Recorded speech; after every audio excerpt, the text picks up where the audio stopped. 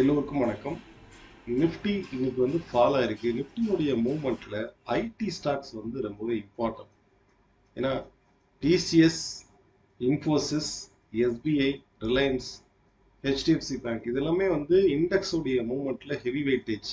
இன்னைக்கு மார்க்கெட் இறங்கினதுக்கு முக்கியமான ரீசன் வந்து HDFC bank, Reliance, ICICI bank இது மூணுமே மார்க்கெட்டை வந்து ட்ராக் பண்ணதில் இந்த மூணுமே ஃபால் ஆயிருக்கு. ஈவினிங் வந்து விப்ரோடைய ரிசல்ட் வந்து வெளியிட்டு இருந்தாங்க. ஐடி ஸ்டாக்ஸோடைய ரிசல்ட் வந்து முக்கியமாக இண்டெக்ஸுக்கு வந்து இம்பார்ட்டன்ட். ரிசல்ட் வந்து பாசிட்டிவாக தான் வெளியிட்டிருக்காங்க. கிட்டத்தட்ட 53% வந்து ப்ராஃபிட் வந்து ரைஸ் ஆயிருக்கு. இயர் ஆன் இயர் குவார்டர்லி கூட 25% வந்து இன்க்ரீஸ் ஆயிருக்குன்னு தான் போஸ்ட் பண்ணியிருக்கிறாங்க. ஃபைன். ஹெச்டிஎஃப்சி பேங்கை பொறுத்தளவுக்கு இந்த ஒரு சைட்வேஸ் மார்க்கெட்டில் தான் கடந்த ஏப்ரல்ல இருந்து இந்த ஒரு சைட்வேஸில் தான் அப்ஸ் அண்ட் டவுன்ஸ் வந்து மூவ்மெண்ட் நடந்துட்டு இருக்கு. அப் சைடு ரைஸ் ஆனா கூட இது வந்து ரைசிங் வெட்ஜ்னு சொல்லுவோம்.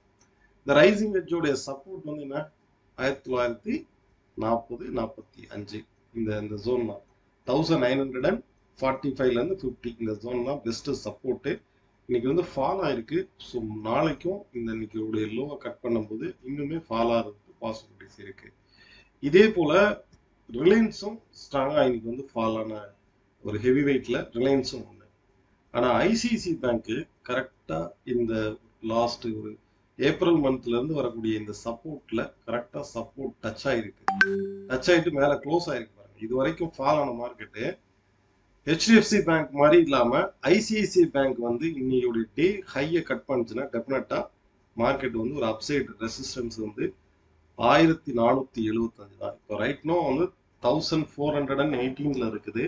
இந்த ஒரு ஸ்விங்ல தான் வந்து பாஸ்ட் ஏப்ரல் மந்த்ல இருந்து ஸ்விங் ஆயிட்டு இருக்கு அப்ஸ் அண்ட் டவுன்ஸ். அப்சைட்ல 1475, பாட்டம் சப்போர்ட்டுங்கிறது 1420.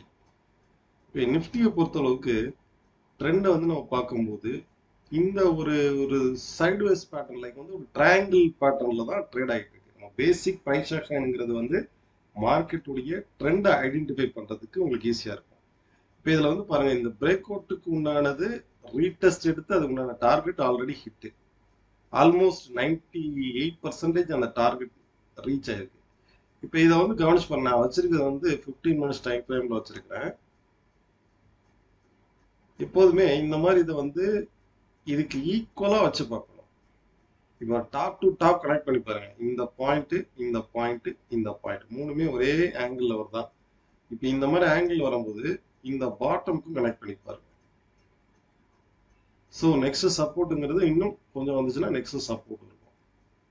அப்போ நெக்ஸ்ட் சப்போர்ட்டுங்கிறது லைக் வந்து இந்த மாதிரி ஒரு சைட்வேஸ் மொமெண்டம்ல வந்து இருக்கும். ஓகே, ஏன்னா இது வந்து அப்ஸ் அண்ட் டவுன்ஸ் வந்து ஃப்ரீக்வெண்டா அப்ஸ் அண்ட் டவுன்ஸ் தான் மொமெண்டம் கொடுக்குது. இப்போ இந்த இடத்துல பாருங்க, பேங்க் நிஃப்டி இந்த மாதிரியான ஒரு மொமெண்டம்ல தான் ட்ரேட் ஆகுதா? அப்ஸ் அண்ட் டவுன்ஸ் வந்து வித்தின் இந்த சேனலுக்குள்ள ட்ரேட் ஆகுதா?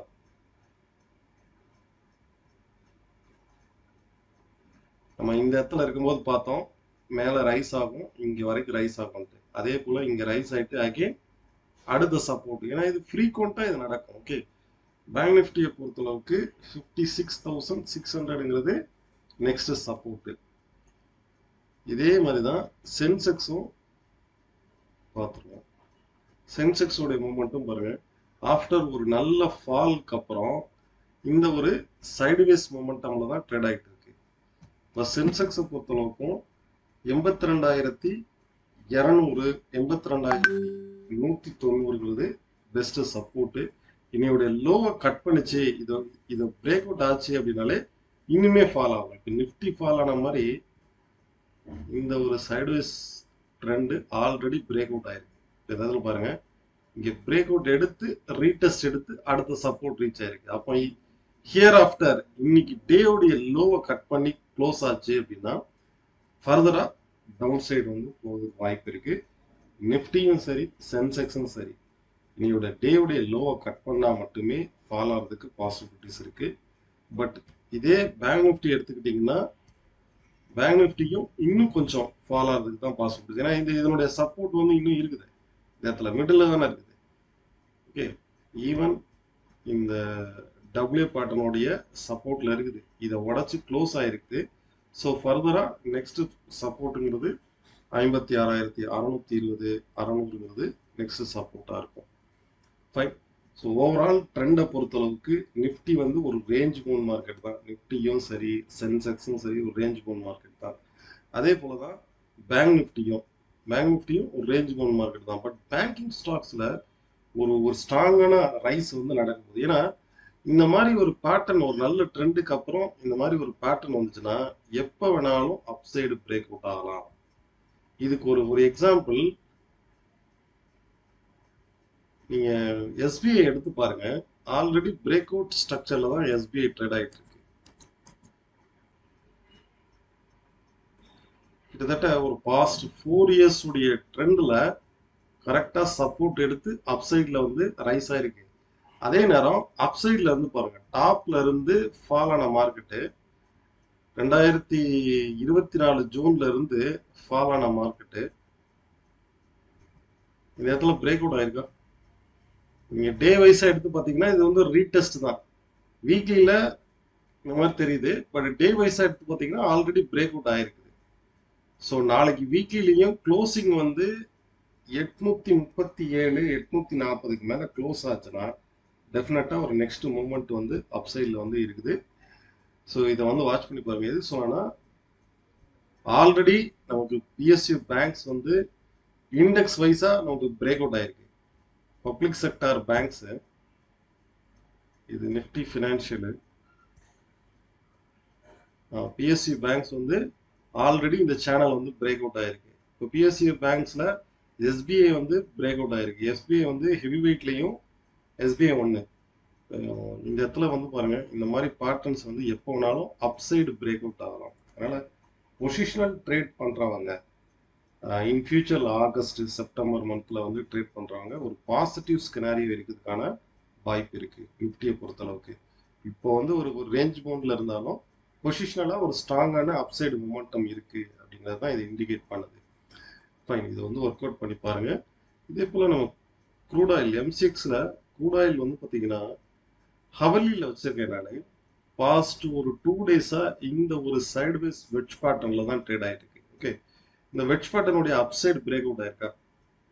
சரி, இந்த இடத்துல பாருங்க, ஒரு முறை கூட இந்த இடத்துல பிரேக் அவுட் நடக்கல, ஒரு க்ளோசிங் வந்து நடக்கல. இன்னைக்கு வந்து இந்த சைட்வேஸ் உடைய இந்த வெட்ஜ் பேட்டர்னுடைய அப்சைடு வந்து பிரேக் அவுட் ஆயிருக்கு. அதே மாதிரி இந்த இடத்துல பாருங்க, ஹெட் அண்ட் ஷோல்டர் ஃபார்மேஷன் நடந்திருக்கா? சரி, பிரைஸ் ஆக்ஷன்ங்கிறது வந்து பேசிக்ஸ். இதோட அட்வான்ஸ் வந்து நமக்கு வேவ் அனாலிசிஸ் வந்து யூஸ்ஃபுல்லா இருக்கும்.